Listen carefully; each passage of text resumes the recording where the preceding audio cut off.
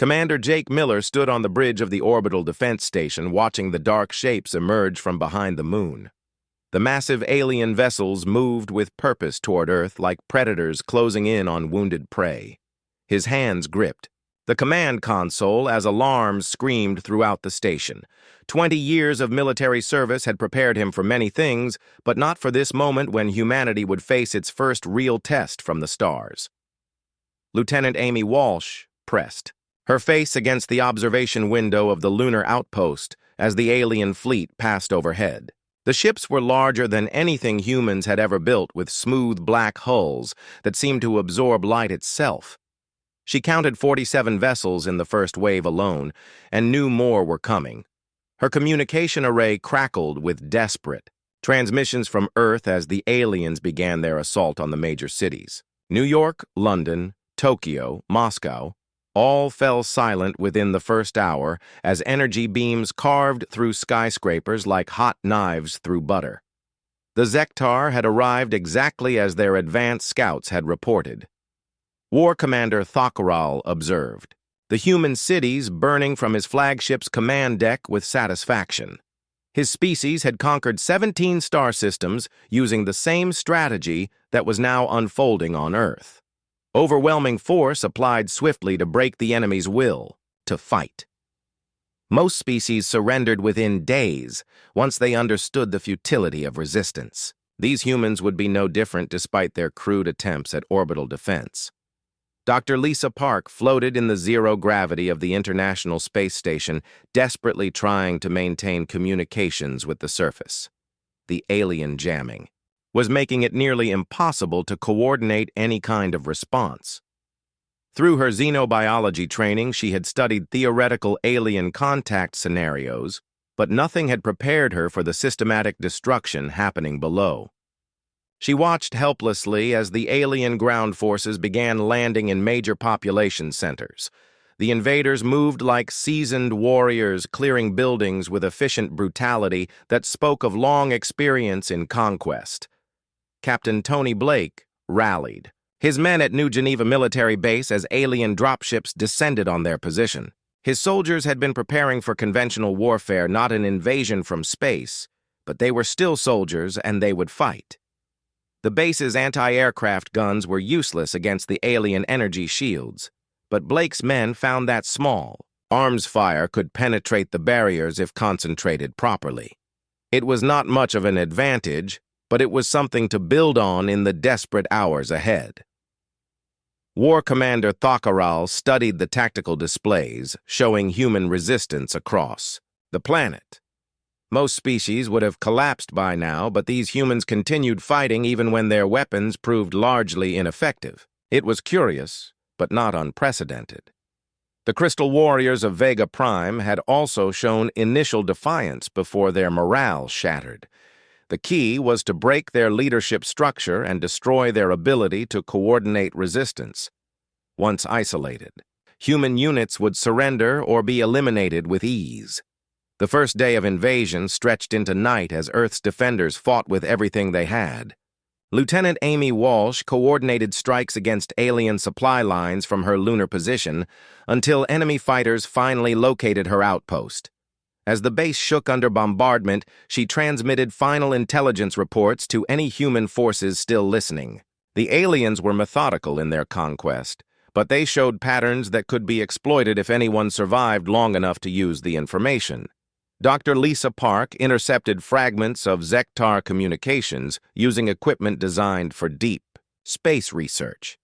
The alien language was complex, but their computer systems used mathematical principles she could begin to decode. What she learned chilled her to the bone. This was not just an invasion, but the beginning of systematic enslavement. The Zektar had done this before across the galaxy, turning conquered populations into labor forces for their expanding empire. They viewed humans as another commodity to be harvested rather than people to be destroyed.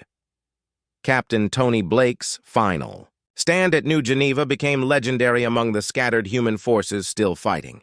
His base was surrounded and outgunned, but Blake refused demands for surrender.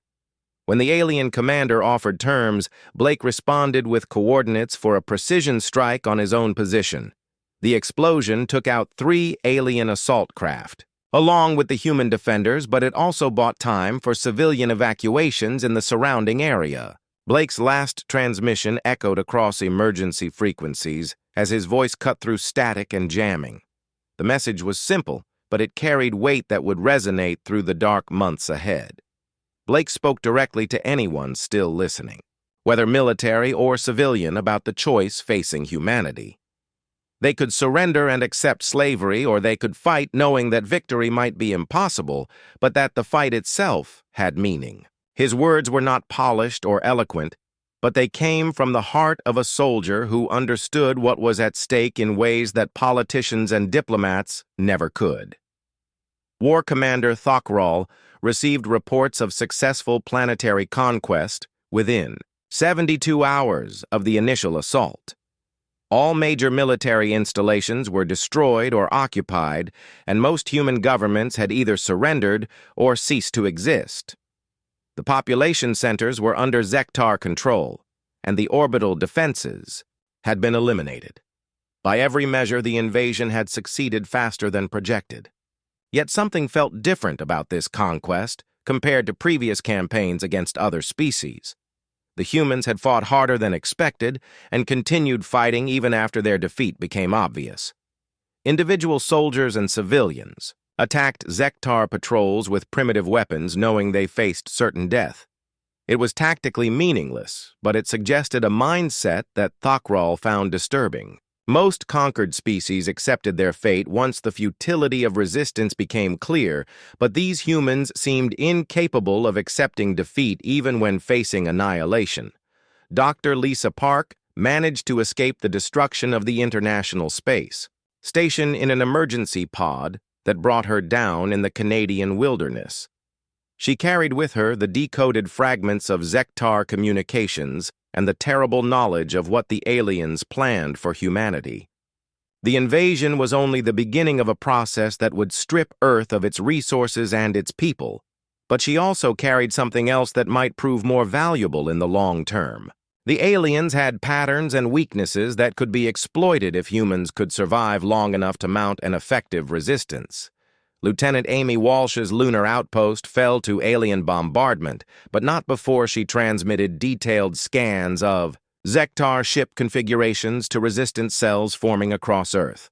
Her sacrifice, along with thousands of others in those first terrible days, provided the intelligence foundation that would guide human efforts in the months ahead. The aliens had won the opening battle, but they had also revealed capabilities and limitations that careful observers could catalog for future use. The first week of occupation saw Zektar forces implementing standard conquest protocols developed over centuries of expansion. They established administrative centers in former government buildings and began cataloging human resources for efficient exploitation. Resistance fighters were hunted down and eliminated while civilian populations were processed for work assignments. It was a system that had proven effective across 17 previous conquests, and War Commander Thokral saw no reason why Earth should be different. But something was different about the humans. Even if Thokral could not yet identify what it was, the expected mass surrenders did not materialize, and isolated attacks on Zektar positions continued, despite overwhelming odds against success. It was inefficient and wasteful, but it also suggested that breaking human morale might prove more difficult than anticipated. Still, the war commander remained confident that time and harsh measures would eventually crush whatever spark of defiance kept these humans fighting against the inevitable. Colonel Maria Santos crouched in the abandoned subway tunnel beneath what used to be Chicago and studied the hand-drawn maps spread across a makeshift table. 6 months had passed since the invasion, and the Zektar controlled every major city on Earth, but they had never learned to fight an enemy that refused to stay defeated. Her resistance cell had grown from 12 survivors hiding in the ruins to over 300 fighters operating across the former Midwest. They struck alien supply convoys at night and vanished into tunnel systems that the invaders had not bothered to map properly. The aliens expected humans to behave like the other species they had conquered, but Maria had spent 20 years in special operations before the invasion, and she understood something the Zektar did not. Humans had been fighting guerrilla wars against superior forces for thousands of years, and those lessons were written in blood across every continent on Earth. The subway tunnels beneath Chicago connected to storm drains and utility passages that created a hidden network stretching for hundreds of miles. The Zektar might control the surface, but underground belonged to humanity. Engineer Pete Johnson had transformed a collapsed parking garage in Detroit into a workshop where salvaged alien technology was turned into weapons that could actually hurt the invaders. His background in automotive engineering proved surprisingly useful when applied to Zektar energy systems. The aliens used power sources that were more advanced than human technology, but they followed physical laws that Pete could understand and exploit. His first successful modification was a handheld device that could overload Zektar energy shields for just long enough to let conventional weapons through. The breakthrough came when Pete realized that alien technology was designed for efficiency rather than durability. The Zektar built their equipment to work perfectly under normal conditions, but they had never faced an enemy crazy enough to use their own weapons against them in ways that violated every safety protocol. Pete's improvised explosives used alien power cells pushed far beyond their design limits. The resulting detonations were spectacular and gave human fighters their first real advantage in direct combat with Zektar forces. Former NASA pilot Kelly Wright had been grounded when her spacecraft was destroyed in the initial invasion, but she refused to stay down for long. Using parts salvaged from crashed alien fighters, she modified atmospheric craft to strike back at enemy patrols. Her pilots flew missions that no sane person would attempt using aircraft held together with spare parts and desperate hope. They attacked alien positions at dawn and dusk when the light made targeting difficult, then disappeared into cloud cover before enemy reinforcements could respond. Kelly's squadron grew from 3 pilots flying modified crop dusters to 40 volunteers, in aircraft that barely qualified as flying machines. They painted messages on alien installations that could be seen from orbit, reminding the invaders that Earth still had teeth. Her favorite target was the massive Zektar communication array outside Denver, which her pilots had bombed 6 times. Despite increasingly heavy defenses, each successful strike proved that humans could still reach out and touch their enemies anywhere on the planet. War Commander Thakral stood in his command center, looking at reports that made no sense according to everything he knew about conquest operations. The humans should have been broken by now, after months of occupation and systematic suppression of resistance activities. Instead, the attacks were becoming more frequent and more sophisticated. His forces controlled all strategic locations and had eliminated most human military leadership, yet somehow the insurgency continued to grow stronger rather than weaker with each passing week. The problem was that humans did not behave like any species the Zektar had previously encountered. When their government surrendered, the people kept fighting. When their military was destroyed, civilians took up arms. When their cities were occupied, they retreated underground and continued the war from positions the aliens had never considered important. It was tactically irrational but strategically effective because it forced the Zektar to garrison every population center instead of moving on to exploit their conquest. Communications specialist Ryan Clark had spent his career working with satellite networks before the invasion left him hiding in the mountains of Colorado with a collection of radio equipment salvaged from the ruins. His mission was simple but vital to human survival.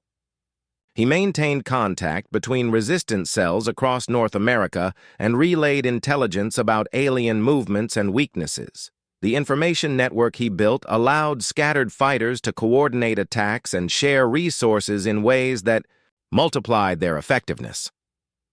Ryan's greatest success was establishing contact with similar networks on other continents. The resistance was not just an American phenomenon, but a global uprising that spanned every culture and language on Earth. Aboriginal fighters in Australia used traditional hunting techniques to ambush alien patrols. Farmers in rural China turned their knowledge of the land into tactical advantages that frustrated enemy sweeps.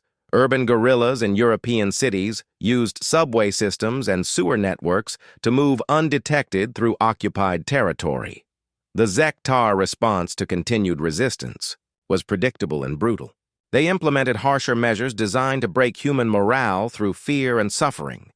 Public executions became daily events in every major city as the aliens tried to demonstrate the cost of defiance. Work camps were established to exploit human labor while breaking the spirit of anyone who might consider rebellion. Medical experiments began on captured resistance fighters as the Zektar sought to understand what made humans so difficult to control. But every escalation only strengthened human resolve in ways that baffled the alien occupiers. Public executions became recruitment opportunities as crowds witnessed the courage of condemned fighters who died shouting defiance rather than begging for mercy. Work camps became training grounds where resistance members shared knowledge and planned escapes. Medical facilities became targets for rescue operations that freed prisoners and captured alien technology for reverse engineering efforts.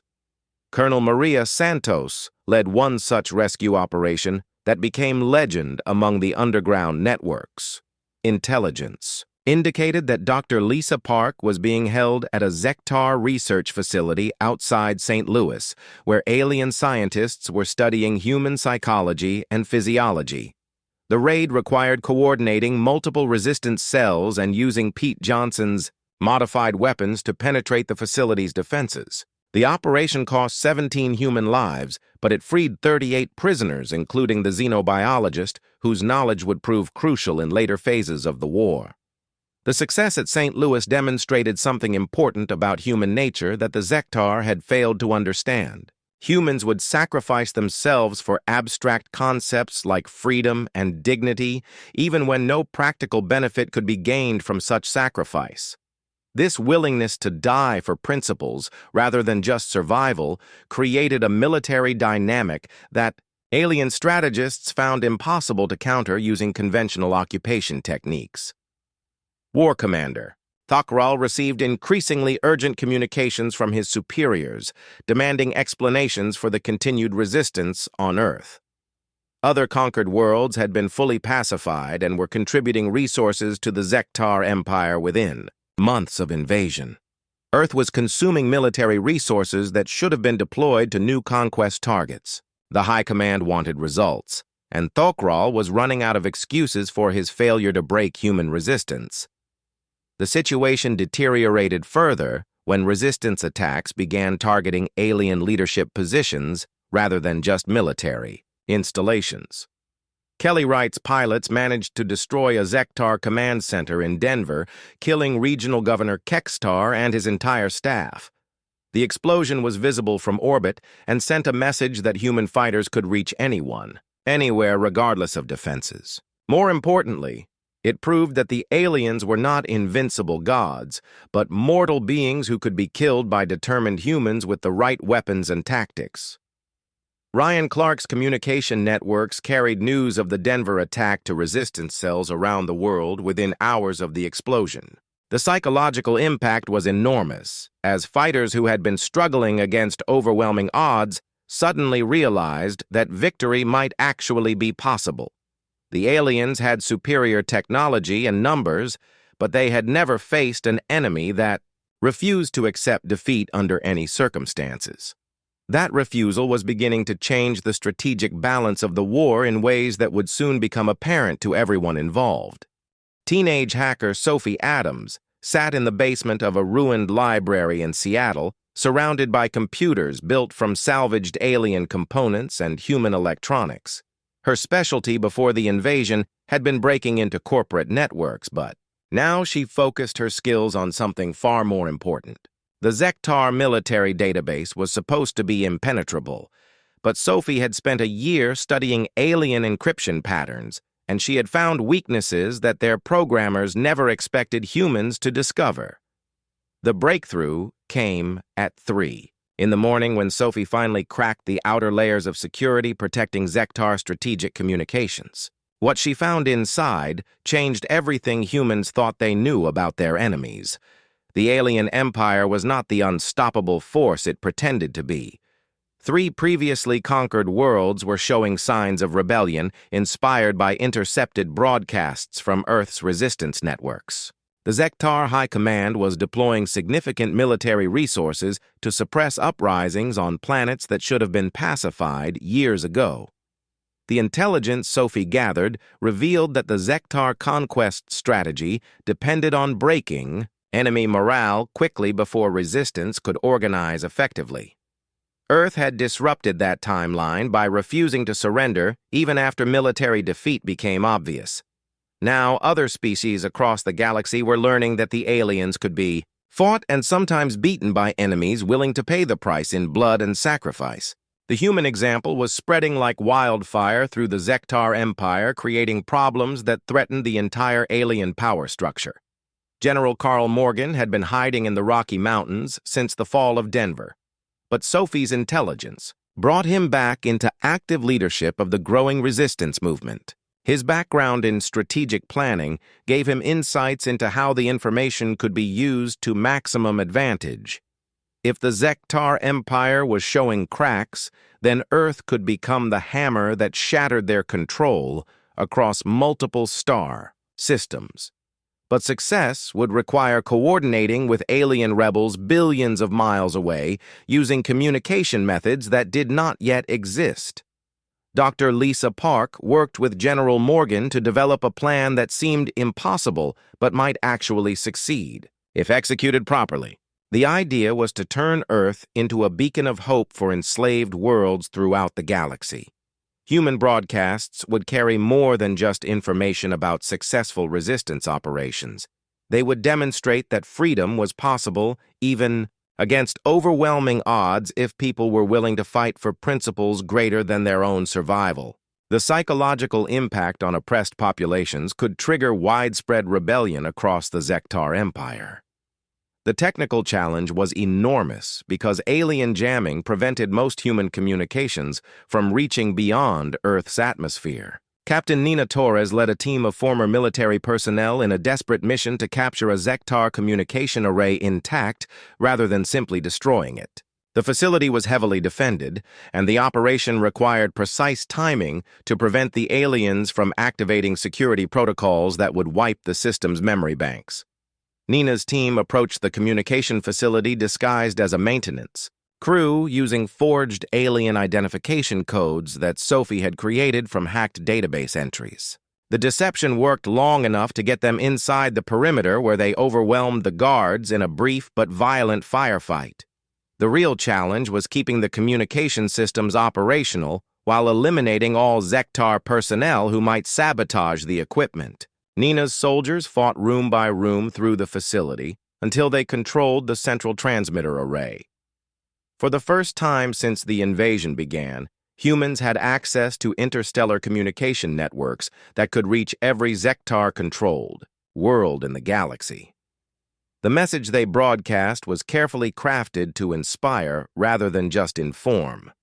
Nina Torres spoke directly to the camera with the burning wreckage of alien vehicles visible through the window behind her. Her words were simple, but they carried the weight of human experience fighting an unwinnable war and refusing to lose. The broadcast began with footage of resistance operations across Earth, showing humans fighting back against superior alien forces using improvised weapons and guerrilla tactics. Nina explained that victory was not measured by territory controlled or battles won, but by the willingness to keep fighting when surrender seemed like the only rational choice. She told viewers on distant worlds that Earth still fought because freedom was worth any sacrifice, and that courage was contagious across species and star systems. The message spread through Zektar communication networks faster than alien sensors could block it. Enslaved populations on dozens of worlds heard human voices describing successful attacks on occupation forces. They learned that the seemingly invincible Zektar could be defeated by enemies who refused to accept their fate. More importantly, they discovered that they were not alone in their suffering, and that rebellion was possible if they could find the courage that humans had shown in their darkest hour. War Commander Thokral watched the human broadcast with growing alarm as reports flooded in from across the Empire describing renewed insurgency on supposedly pacified worlds. The Crystal Warriors of Vega Prime had resumed fighting using tactics copied from Earth's resistance networks. The Hive Mind Collective of Kepler 438b was coordinating strikes against Zektar installations, despite previous negotiations that should have prevented further conflict. Worst of all, the plant-based intelligence of Tau Ceti was actively sabotaging alien terraforming operations that had been proceeding smoothly for 3 years. The implications were staggering because the Zektar military was designed for conquest rather than occupation. Their forces could overwhelm any enemy in direct combat, but they lacked the numbers to garrison every rebellious world simultaneously. The Empire's expansion had been based on quick victories, followed by compliant populations that contributed resources to further conquest. If every conquered species began fighting like humans, then the entire system would collapse under its own weight. Thokral's superiors at high command were demanding immediate action to contain what they called the human infection before it spread further through the Empire. Additional forces were being diverted from new conquest operations to reinforce troubled sectors. But this only delayed rather than solved the fundamental problem. The Zektar had built their civilization on the assumption that most species would accept slavery rather than face extinction. Humans had proven that assumption wrong, and now other races were learning the same lesson. General Carl Morgan coordinated the next phase of human operations from a command center hidden in the Canadian wilderness. Intelligence gathered from captured Zektar databases revealed the locations of key alien leadership positions across North America. Simultaneous strikes against these targets would demonstrate that humans could reach any enemy anywhere on Earth, regardless of defenses or security measures. The psychological impact on alien morale might be as important as the tactical advantages gained from eliminating senior commanders. The operation required precise timing and coordination between resistance cells that had been operating independently for over a year. Colonel Maria Santos led attacks on Zekatar positions in the former Midwest while Kelly Wright's pilots struck targets across the Western Territories. Engineer Pete Johnson provided modified weapons and explosives that could penetrate alien defenses, while communications specialist Ryan Clark maintained contact between scattered teams during the complex multi-target assault. The crown jewel of the operation was an assassination attempt on Regional Governor Vexmar during what should have been a secure victory parade in Los Angeles. The alien commander was celebrating the first anniversary of Earth's conquest with a display of military power designed to intimidate any remaining resistance fighters. Instead, he became the target of a coordinated strike that demonstrated human ingenuity and courage in ways that shocked both alien occupiers and their home worlds. Captain Nina Torres infiltrated the parade security using alien uniforms and identification stolen during previous operations. Her team positioned modified explosive devices along the parade route while maintaining communication with spotters who could confirm the target's location. When Regional Governor Vexmar's transport passed the predetermined kill zone, the explosives detonated in sequence, creating a fireball that could be seen from orbit. The alien commanders' death sent shockwaves through the Zektar hierarchy because it proved that humans could strike at the heart of the occupation structure despite months of security improvements. More importantly, the attack was broadcast live across the galaxy by Sophie Adams, who had hijacked alien communication networks to ensure maximum coverage. Enslaved populations on dozens of worlds watched as human fighters celebrated over the burning wreckage of their oppressor's vehicle. Within hours of the assassination, graffiti appeared on walls across occupied Earth carrying a message that would become the rallying cry for galactic rebellion. The words were simple, but they captured the essence of human defiance in ways that translated across species and cultures. They tried to break us, and they failed. Kelly Wright stood on the bridge of her flagship watching the tactical display show dozens of captured Zektar vessels moving into attack formation around Jupiter's moons. 2 years of desperate fighting had transformed her from a grounded pilot into the admiral of humanity's first real space fleet. The ships were a mixture of alien technology and human modifications that should not have worked, but somehow did. Her crews were civilians who had learned to fight in space using tactics born from years of guerrilla warfare on Earth's surface.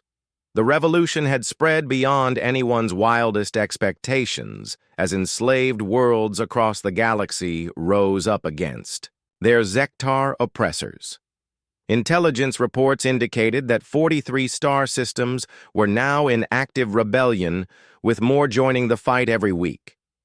The alien empire was burning from within as species that had accepted slavery for generations suddenly remembered what freedom meant.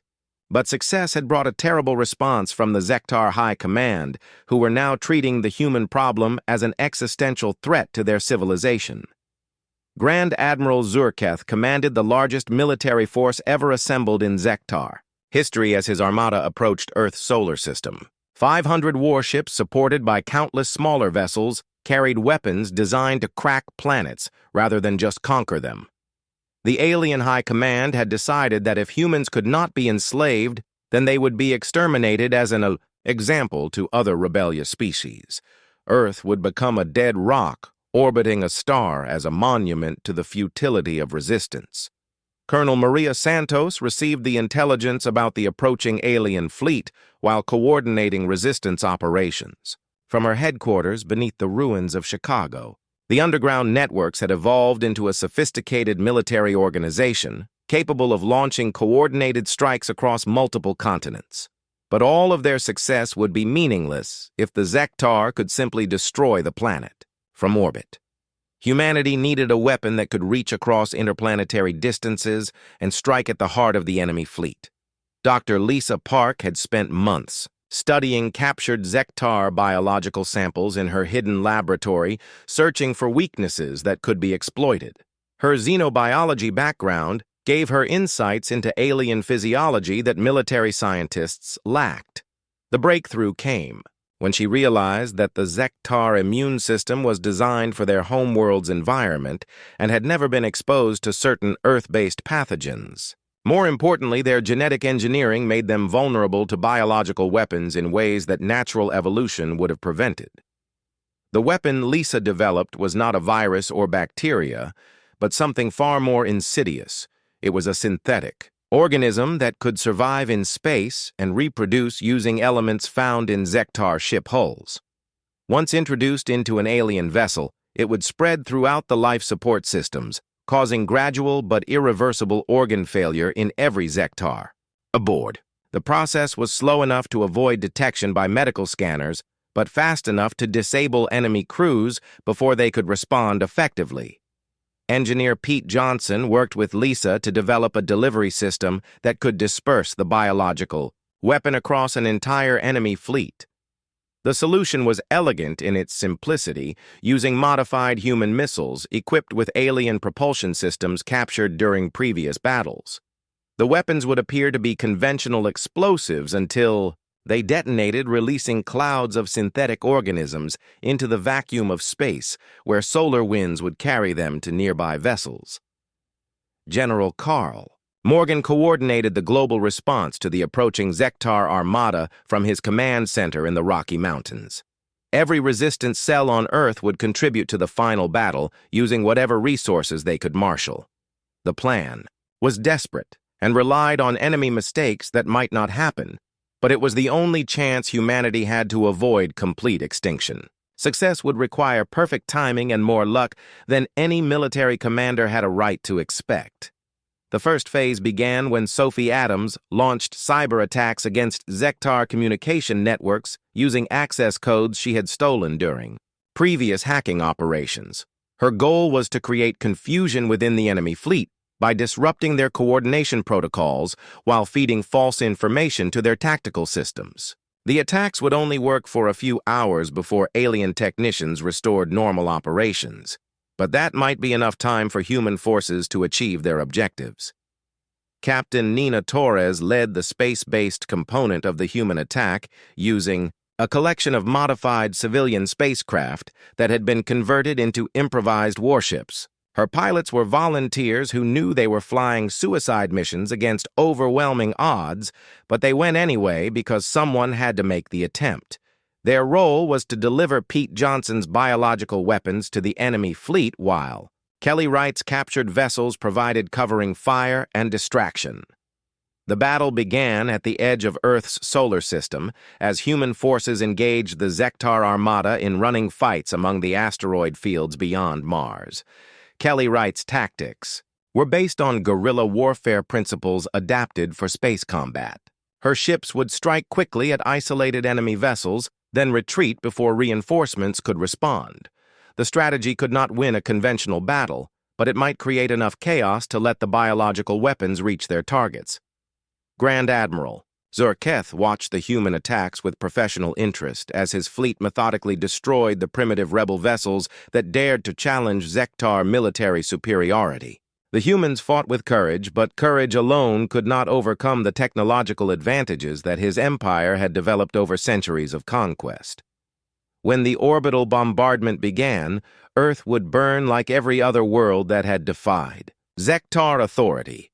The human infection would finally be purged from the galaxy, but something was wrong with the tactical situation as reports flooded in from across the alien fleet describing equipment failures and medical emergencies that made no sense. Crew members were collapsing at their stations with symptoms that resembled poisoning, but medical scanners could find no evidence of toxic substances.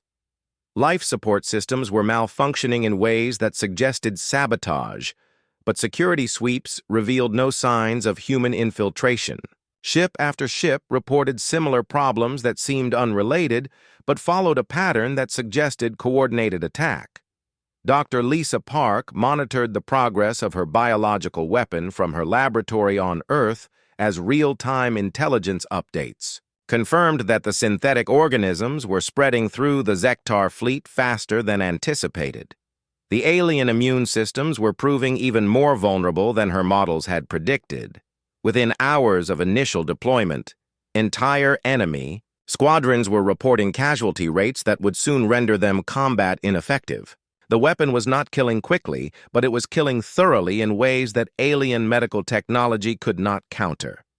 Lieutenant Dan Blake flew his father's modified fighter into the heart of the enemy formation, carrying the last batch of biological weapons toward Grand Admiral Zurketh's flagship. His father, Tony Blake, had died defending New Geneva military base during the initial invasion, but his son had inherited both his courage and his refusal to surrender when facing impossible odds. The final approach to the alien command ship was a death run through concentrated defensive fire, but Dan pressed forward because humanity's survival depended on mission success. The young pilot's sacrifice opened a gap in the enemy defenses that allowed other human fighters to reach their targets throughout the Zektar fleet. Biological weapons spread like invisible death through alien life support systems as crew members began collapsing from organ failure that their medical officers could neither explain nor treat. Grand Admiral Zurketh realized too late that his supposedly invincible armada was being destroyed from within by an enemy that fought with methods no civilized species would consider using. Communications specialist Ryan Clark intercepted the final transmission between Grand Admiral Zurketh and the Zektar High Command as the alien fleet began its retreat from Earth's solar system. The message revealed the depth of enemy panic as their greatest military leader admitted defeat at the hands of a species they had dismissed as primitive savages. More importantly, it confirmed that the biological weapon was spreading to other Zektar fleets as infected vessels returned to their home bases, carrying synthetic death throughout the empire. Colonel Maria Santos emerged from the underground tunnels to watch alien ships burning in Earth's skies as the Zektar fleet withdrew in disorder.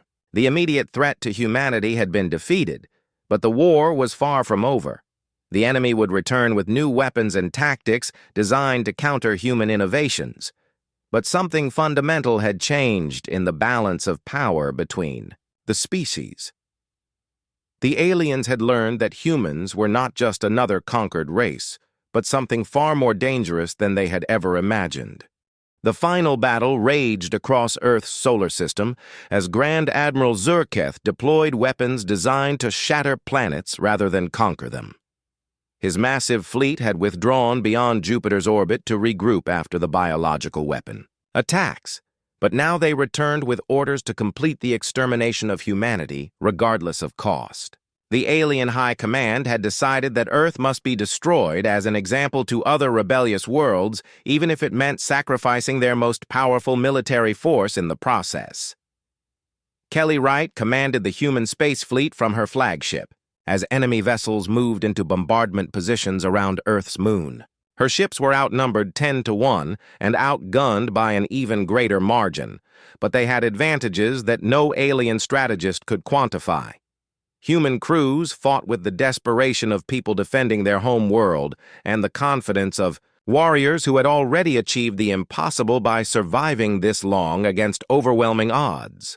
The space battle unfolded in 3 dimensions as human fighters used tactics learned from years of guerrilla warfare adapted for combat in the vacuum of space. Kelly's pilots flew modified alien vessels equipped with weapons that should not have worked, but somehow did thanks to Pete Johnson's engineering genius. They struck at enemy formations, then disappeared into the debris fields around Earth's moon where superior Zektar sensors could not track them effectively. General Carl Morgan coordinated the ground-based defenses from his command center deep beneath the Rocky Mountains as alien bombardment began falling on Earth's major cities. The orbital strikes were devastating, but they could not reach the underground networks that had sustained human resistance for 3 years of occupation. Every tunnel system and hidden bunker had been prepared for this moment, when the aliens would try to burn Earth's surface clean of human life. Dr. Lisa Park monitored the progress of her biological weapon as it continued spreading through the Zektar fleet, despite their efforts to contain the outbreak. The synthetic organisms had evolved beyond her original design, adapting to alien countermeasures in ways that suggested they were becoming a self-sustaining plague capable of spreading throughout the enemy empire. The weapon was no longer under human control, but it continued serving humanity's interests by crippling Zektar military forces across multiple star systems. Grand Admiral Zurketh stood on his flagship's command deck watching tactical displays that showed his supposedly invincible armada slowly disintegrating under the combined effects of human attacks and biological warfare. Half his ships were reporting casualty rates above 50%, while the others faced equipment failures that made no tactical sense. His personal physician had just informed him that the synthetic plague was beginning to affect his own crew, despite all quarantine procedures. The alien commander realized that his empire had made a fundamental error in understanding what kind of enemy humanity represented. The Zektar had conquered 17 star systems using conventional military strategies based on overwhelming force and superior technology. But humans fought with methods that violated every civilized standard of warfare while displaying courage that bordered on insanity. They were willing to die for abstract concepts that had no material value, and they refused to surrender even when facing certain extinction. Colonel Maria Santos led the final ground assault on Zektar positions across North America as alien forces retreated to their landing zones in preparation for evacuation. The enemy withdrawal was chaotic and desperate as commanders who had never experienced defeat tried to maintain discipline among troops facing an enemy that could not be broken by conventional means. Human resistance fighters emerged from tunnels and ruins to harass the retreating aliens using weapons captured during 3 years of guerrilla warfare.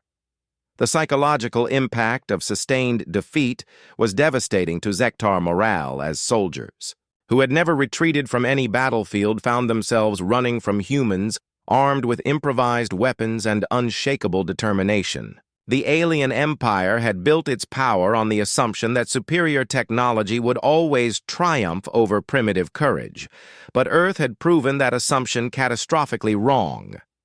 Captain Nina Torres coordinated strikes against alien evacuation, sites as Zektar forces abandoned their positions across the planet. Her teams used captured alien equipment to target enemy transports before they could reach orbit, carrying intelligence about human capabilities back to the Empire. Every Zektar soldier who escaped Earth alive was a potential source of information that could be used against future human operations. Communications specialist Ryan Clark intercepted increasingly desperate transmissions from Grand Admiral Zurketh to the Zektar High Command as the alien fleet prepared for final withdrawal from Earth's solar system. The messages revealed the depth of enemy panic as their greatest military leader struggled to explain how a primitive species had defeated the most powerful force in galactic history. More importantly, they confirmed that the biological plague was spreading to other Zektar fleets as infected vessels returned to their home bases. The turning point came when Lieutenant Dan Blake's sacrifice allowed human fighters to penetrate the defenses around Grand Admiral Zurketh's flagship and deliver a concentrated dose of biological weapons directly into the alien command ship's life support systems. The synthetic organisms spread through the vessel's atmosphere within minutes, causing organ failure among the senior Zektar leadership who had orchestrated humanity's attempted extermination.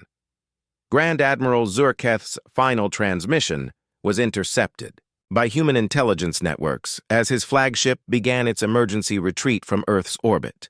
The alien commander spoke directly to his superiors at high command with words that would echo through galactic history as the moment when the Zektar Empire began its inevitable collapse.